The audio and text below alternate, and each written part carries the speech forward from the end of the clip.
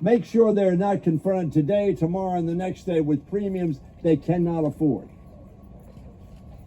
Don't let American families be terrified by the fact that one of their family or themselves may get sick and they will not be able to pay. And for those of us who are not in that position, understand that every person who loses health care insurance and gets sick will not be able to pay the bill. And guess who's going to pay the bill? All of us. Because there'll be uncompensated care. And the hospitals have to keep the lights on. This is a sad day. But based upon the quotes that I have given you as the use of shutdown as policy by the Republican Party for a very long time now. And it just took them 9 months of this administration to do the same. We need to open this government. We need to open it tomorrow. But as Senator Van Hollen pointed out, the Republicans are not here. We had a caucus this morning. The room was filled with Democrats who were asking, how can we get the government open? How can we get the government open without forgetting those who are now able to have health care, but who will not if we do not adopt an amendment which says we're going to continue to help you with your premium, with your copay, with your affordable care.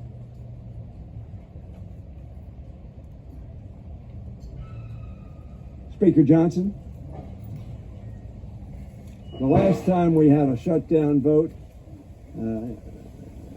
which we passed in a bipartisan way when Democrats were in charge, you voted no. So don't tell us that you want to keep the government open, because the last time you had an opportunity to do so, you voted no. And Mr. Scalise voted no. And Mr. Cole, the chairman of the Appropriations Committee in the House, voted no. Stop demagoguing on the American people. Stop demagoguing about federal employees. And Mr. Vote, stop saying you want to traumatize federal employees.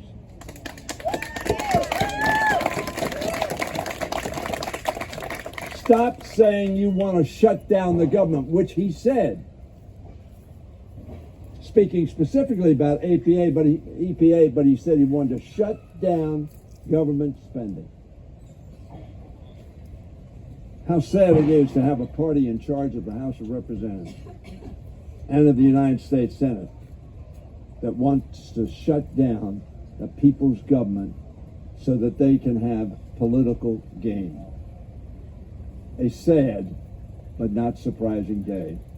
And now let me yield to my dear friend and the senior members of the House of Representatives, Congressman Kwesi Mfume of Baltimore.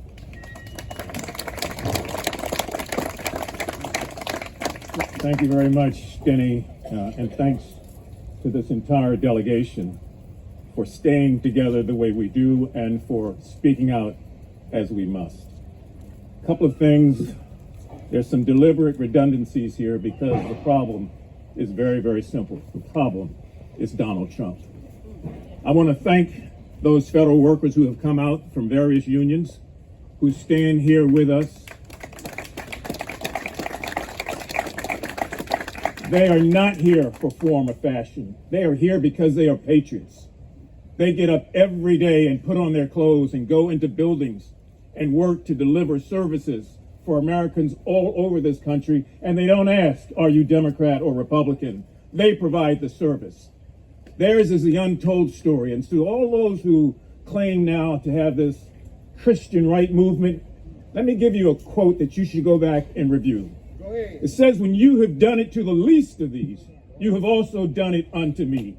And the least of these are federal workers who can't control this situation. The least of these are mothers who are trying to feed babies, now facing new cuts.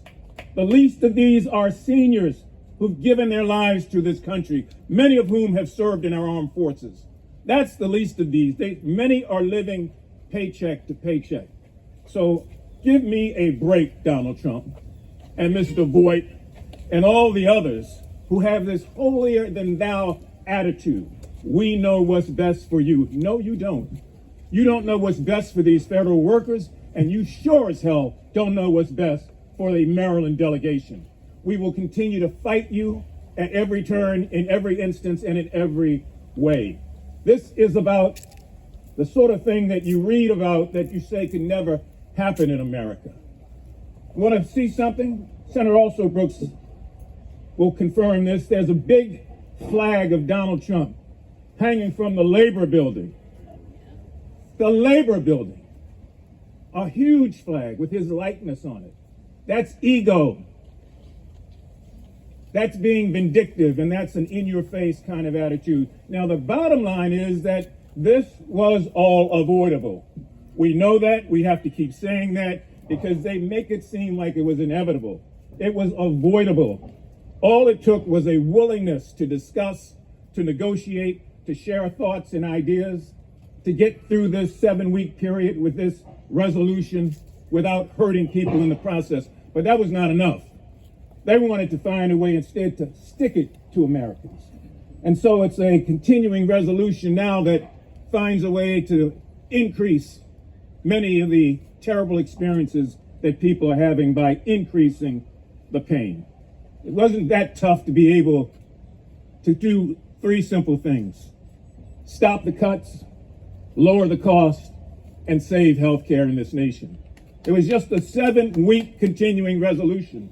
But when you get on your horse, Donald Trump, and tell your compatriots, Mr. Speaker, that it's okay to go your own way, go have a holiday, go have a vacation, go to Codell, do whatever you want to do. You don't have to worry about coming back to Washington. That was the message last week. So there was never any intention at all to try to find a way to work together. We want this government open, and we want Donald Trump and his minions to stop lying to the American public. This has nothing to do with illegal aliens.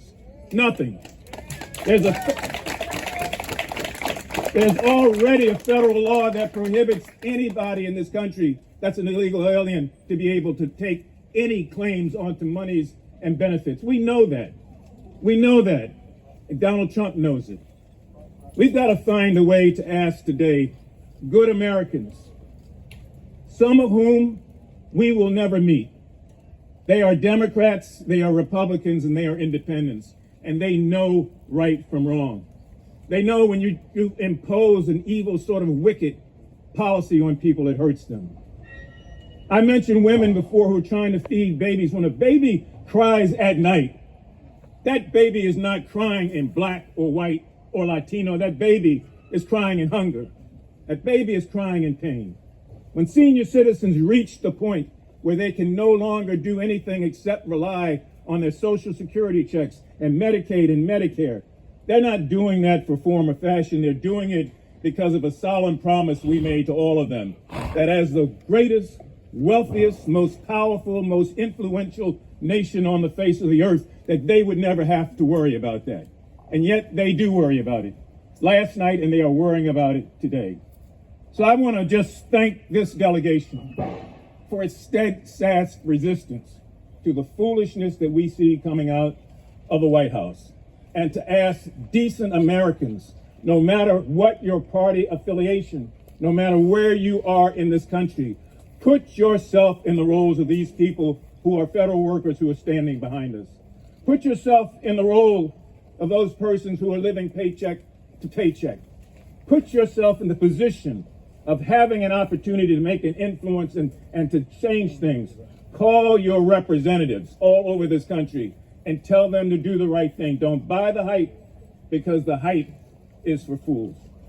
I want to, if I might, bring forward somebody who needs no introduction, the chairman of a ranking member of the Judiciary Committee, and one who has always stood strong and steadfast against wrong in this country, and a voice for those that I talked about earlier who need a helping hand. Please welcome Congressman Jamie Raskin. Thank you, Congressman Finney.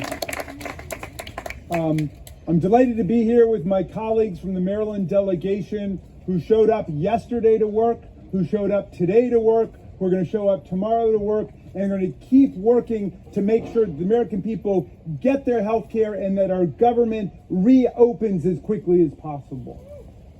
Because this is an outrageous situation. And I want to thank all of the federal and state and local workers who come out to manifest their concern about what's just happened. And it's hot down here today on Capitol Hill, but I'd like to say it's not the heat, it's the stupidity. And we're seeing a lot of that coming from the White House and from our Republican colleagues. This is day one of the Republican shutdown. It's day one, but it follows up on 9 months of their efforts to dismantle government services and government programs and the federal professional civil service.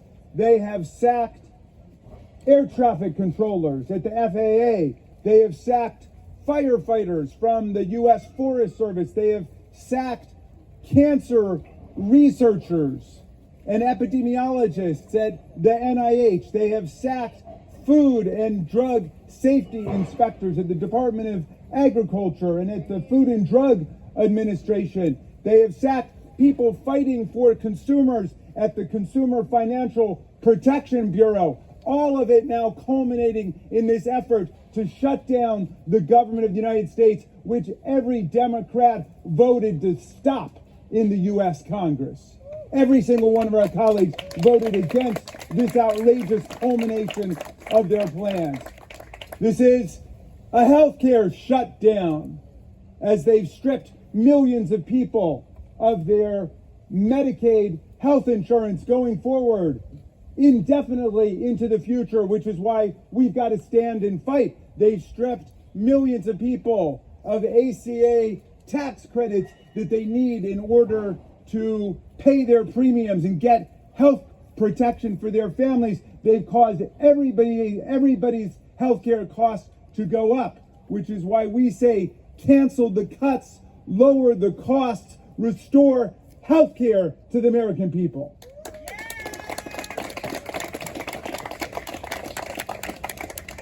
This is also an Epstein shutdown, and make no mistake of that.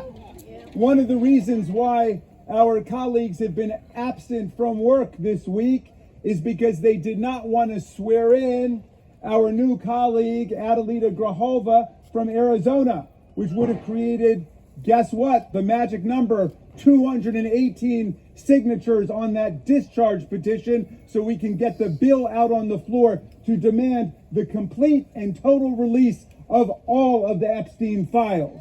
So they don't want to swear her in, so they're not coming to work. Another impetus for their shutdown against the American people. And we demand complete accountability. We ask for nothing there more than Donald Trump asked for, than Kash Patel asked for, than Pam Bondi asked for. They all said they wanted them released. Then they had 1,000 FBI agents working around the clock. And guess what they saw? Donald Trump's name apparently all over the files. And they came back and said, nothing to see here. We're going to sweep it under the rug. Call off the talking points, everybody. Now we want to cover up the Epstein files. We're not going to allow them to do that. When we get back to work, we're going to reopen the government. We are going to resume health care for the American people. And we're going to release the Epstein files. We're going to do it all. We've got two different public philosophies of government on view this week in Washington, D.C. The Democratic caucus in the House, the Democratic caucus in the Senate say the government must be an instrument for the common good of the people. We must meet the needs of the people. And on the other side, we've got a philosophy which says government is an instrument for private self-enrichment and money making for the guy who gets in and his family. And they've made billions of dollars since this nightmare began in January. We got to reject that public philosophy. We got to put these honorable federal workers back to work, and we've got to make the government again in service of the American people. none here? Or, no. It is my honor to now introduce our new colleague from the 3rd District of Maryland, Congresswoman Sarah Elfreth, who's been such a strong voice for the people of her district. Please welcome Congresswoman Elfreth. Good afternoon. First, I want to echo my colleagues' thanks, not just for the union leaders behind me, but every single federal government worker who is watching at home. We know that you don't hear thank you at all from this administration. Know that the Maryland delegation appreciates your service to this nation, appreciates the services that you deliver each and every day for Americans across this country. Yes, Maryland is acutely and disproportionately impacted by any federal government shutdown, but the folks who are not able to work today are delivering services for Americans across this country. So thank you, first and foremost. Second, I want everybody at home to know that we, the Maryland delegation, we are at work today, we were at work yesterday, we are at work on Monday. We have been here each and every day trying to find a deal to keep government open, to reopen government today, but not at the expense of 20 million Americans who are due to have one of the largest increases in their health insurance costs on January 1st if Congress does not act. And I just want to talk about this notion now, even though we have been here Monday and Tuesday pre-shutdown, the Speaker does not want to negotiate during a shutdown. He's had, as been said, weeks, months to negotiate this. We've known this has been coming since March. And so we cannot do this at the expense of folks who are going to wake up on January 1st, in Maryland at least, with a 13% on average increase for their health insurance. And we all know how important that is, especially in the midst of the affordability crisis too many of our constituents are experiencing, not just in healthcare, but as has been said, at the grocery store, when you open up your BG&E bill every month, when you try to find childcare for your family so you can keep in the workforce. This is an affordability crisis, and 271 days into this Congress, we have yet to address it head on. And we cannot wait 7 weeks to take a vote on extending these ACA tax credits, because insurance companies are sending those letters about January 1st today, on October 1st. We have to act, and that's what we are standing for. Now, everybody here was elected to do something. We were elected to make the lives of our constituents and Marylanders and Americans better. But they also elected not to leave anybody behind when we didn't have to. And so we need to stay focused on those 20 million Americans, 190,000 Marylanders who are impacted if Congress does not act on these ACA tax credits. And we will reopen the government when we get that deal. And that's what's on the line here. I also want to let everybody know that we are working, our offices are working. Please reach out to us. We will be answering every phone call, responding to every single email to be there for you. And as been said, we are disproportionately impacted, which is why Senator Alsobrooks and my colleagues have introduced a bill ensuring that if the Republicans in Congress were here, maybe we'd move on this bill. But ensuring that if you are an essential employee and you are working today and not being paid, you would be eligible for the unemployment insurance that you spent your career paying into. Right now, you cannot get that. And more than half of Americans are living paycheck to paycheck, and we are leaving them behind in this moment if we do not act. So I want to thank Senator Alsobrooks for being my partner in that piece of legislation. Everybody behind me for keeping focused on delivering services for the American people. And thank you all for being here. I'm going to turn it back over to Senator Van Hollen. Again, thank you to this great federal team, Maryland. Thank you all for standing strong to reopen our government and stand up to Donald Trump. And again, thank you to all the federal employees who are here. We're happy to try and answer any questions. Senator Van Hollen, you mentioned Russell Vote and OPM. The president said directly in the White House the other day that if shutdown happens, they can do some things that Democrats will not like. Do you see that as an empty threat or a promise he's going to follow through on to just outright fire federal workers? I see that as more of the mafia-style tactics that this president and this lawless administration have been engaged in since day one. I want you to think about what started happening back in January. They started shutting down parts of the federal government. They just shut down the parts of the federal government they don't like. I mean, you have a Secretary of Education who says her mission is to close the Department of Education. And that's what they've been doing. And they have been illegally firing federal employees since day one. Now, what they're saying is, well, we're in a shutdown, we're going to fire more people. I want you to understand this on two levels. Number one, a shutdown gives President Trump no more authority to fire people than when we're not a shutdown. In fact, when you're in a shutdown, there are more restrictions on the president's ability to fire people. Now, of course, we're dealing with a lawless administration. But I want you to think about the other part of what they're saying. They're saying they want to reopen the government, at least that's what they're claiming, because they don't want to deny the American people important services. That's our position. And then at the same time, they're saying they're going to fire federal employees who provide the American people with important services, and they're going to do it permanently and permanently deny the American people those important services. This is gratuitous cruelty. And I think people see through it.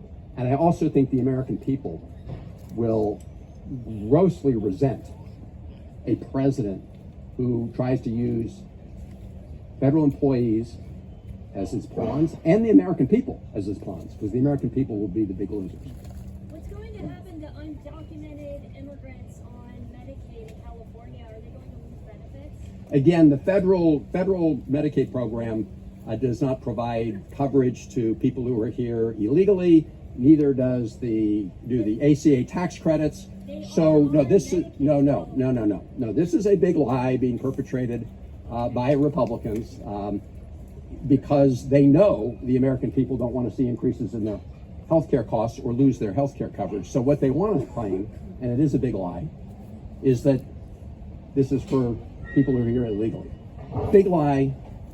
You know they're losing when they're lying. Some Republican senators are saying that they are willing to talk about the ACA subsidies at a later date, just not now as a passing a spending bill. They see that Democrats should have these conversations, but at a later date. What do you see this as? We've seen this play before. These are always empty promises, empty statements. The only person that counts in this negotiation on the Republican side is Donald Trump, because all the Republican senators and the House members, they've essentially given Donald Trump a blank check. They are a rubber stamp for Donald Trump. We refuse to be rubber stamps for Donald Trump, but that's what they're doing. So if Donald Trump wants to negotiate in good faith and address this issue of the crisis in healthcare, which they largely helped cause in their so-called big, beautiful bill, but if they want to talk about it, that's what we've said we want to do. But he hasn't been serious. Do you think that is the ultimate off-ramp for ending a shutdown, is talks on ACA and the subsidies with the White House? We want to talk about the issues that are in our bill to keep the government open. That's what we want to do. And we've been wanting to do that for a very long time, as my colleagues pointed out. For months. Republicans have refused to do so. I'm sorry, I have a question. I'm going to allow Senator Alsobrooks before she. Let me say something. I just want to remind you of something. Last year, we never passed appropriation bills. We never passed the omnibus. We never passed policies that were very important to do so, other than cutting billionaires' tax cuts. We did that. And what did we do? We simply reiterated the policies of 2024 and the CR that wasn't passed until 8 months after the fiscal year began. So to say we'll talk about something later, we don't have much confidence in that, because we have not had any of that discussion over the last 9 months. Senator Alsobrooks, Kate Amara from WBAL TV. You were a county executive in Prince George's County, which has to have, if not one of the highest concentration of federal workers living there during the last and longest government shutdown. So you've seen this from both sides. Can you speak to what you're hearing, what you heard then, what it was like for your constituents in 2019, and what you're hearing from constituents now? So you're absolutely right. I served as county executive when the last shutdown started. I had just been elected in 2018. And by the way, I'm the only freshman member of the Senate who was an executive. And so my experience is that I have been very close to the people who suffer as a result of the Republican shutdown. And that shutdown, that was Donald Trump's shutdown. This is another of Donald Trump's shutdown. And you're right, it has profound impacts on people. And so we work, as we are going to do this time with United Way and others, to make sure that people have the resources that they need. But we recognize that this does have real life consequences. And it's the reason that we don't take this lightly at all. And again, the Republicans have not only caused the pain and suffering today, but as has been mentioned, this has happened over a 9-month period. The people who have been traumatized as they designed it to be, who have gone to work each day not knowing whether or not their computer would be shut on or shut off. These are the people who have been maligned, the people who, by the way, provide critical services, who have watched research and science be gutted in our government, the ones who are now concerned about the reemergence of measles and hepatitis and these other illnesses that we know kill children but are completely preventable. So these are the people who, nonetheless, this administration have decided to attack and to fire. And it is absolutely atrocious. It really is, and our country would pay for what they are doing in this moment. Well, Congressman Elfreth, on the same note. One more question. Will Social Security be affected? We're talking about 15,000 federal workers and counting. Are you not worried about the idea that this kind of bargain will hurt Marylanders more in a way that can't be undone? This is exactly why we're fighting to reopen the government as we speak. As I said before I came out here the first time, Republican senators voted against our proposal to keep the government open without giving Donald Trump a blank check. And our colleagues have all talked about how the fact that for the last 9 months, Donald Trump has taken a chainsaw to the federal government and federal employees and important federal services for the American people. Chainsaw is not my metaphor. That was Elon Musk's metaphor. It was a real chainsaw. So, of course, we are very focused on the impact on federal employees and on federal contractors and on the important services that they provide for the American people who are going to be losing out the most at the end of the day. It's also why, as we work to reopen the government, we are working to ensure that there are services that are there to help people who are in need. And the best way to deal with that, of course, is to reopen the government. But in the meantime, we are looking for ways to ease the pain. Let me turn it over to Jamie. I want to say, I've got more than 50,000 federal workers in my district, in Maryland's beautiful 8th congressional district. The overwhelming number of federal workers I've heard from have been telling me, and I believe my colleagues have had the same experience, we must hang tough for the healthcare rights of the people. And I'm hearing that from federal workers across the government. They understand that the fallacy that was invoked by one of your colleagues who said, well, they're saying that if they close the government, they're threatening they're going to fire more workers. Well, first of all, there is no additional legal authority they get to fire anybody by virtue of being in a government shutdown. That's number one. Number two, the law has not stopped them from illegally firing hundreds of thousands of people so far. They've been doing it from the beginning. Illegal firings, illegal layoffs. They are now in court saying that the civil service itself is unconstitutional. They're saying that the civil service, which protects all of the federal workers against being fired for political reasons, is unconstitutional because it interferes with the president's Article 2 power to employ and to discharge whomever he wants. So we understand we are in a fundamental struggle here over the nature of American democratic government. And we're not going to fall for silly arguments like that. They've been firing people illegally from the beginning. And if they continue to do it, we will be in court first thing the next morning with our documents to get people their jobs back. All right, we can take just a few more. Yes. Chime in. Your district, for people who don't know, you represent people in Anne Arundel County and Howard County, Maryland, a very unusual and wide array of federal jobs. The Naval Academy, you got Fort Meade, you have every stripe of federal employee you could have. What are you hearing from them, and what do you want them to know, the people who aren't getting paid today? Yeah, like my colleagues, and I completely agree, whether it's on the phone, people calling us or emailing us, or even in the grocery store just the other day, people are asking us to stand strong. As Congressman Raskin just said, this is not the first struggle our federal workers have dealt with in this administration. This is 270-ish days of this struggle. And so they are asking me to stand strong and stand up for their jobs, but also the health care of all Americans. All right, thank you. We can take two more. And let's see. Yeah. You said that the only Republican that had are Democrats going to negotiate more directly with the president, and how does that, perspective affect your negotiations with your legislature? Well, they tried, of course, the other day at the White House, and the president was apparently oblivious to this ticking time bomb that's going to go off on people's health care costs. Maybe the message got through, and maybe they'll begin to think about it. But right now, as all of my colleagues have said, we've made our position very clear. We look forward to talking to them if they're ever serious about talking with them.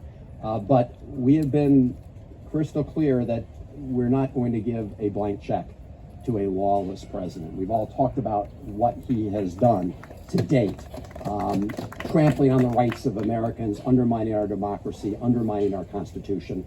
And so there's a whole lot at stake here. We want to open the government, but we also want to make sure that the president doesn't have that blank check going forward. And I want to thank all of you very much for being here. I don't know if my colleagues have any closing thoughts. If not, thank you all. We can do one-on-ones for people who are here. Thank you all. And thank you all federal employees.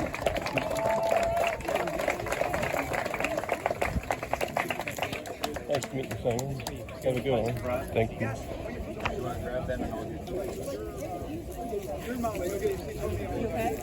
Hi, guys. Hi. Hi, I'm Matt from 50 Stars Press, just a news outlet. Could I talk to you for a minute just about how you feel? You're a federal worker? Oh, no, you don't want to? Okay. Okay, please. Yeah, I'll talk to you.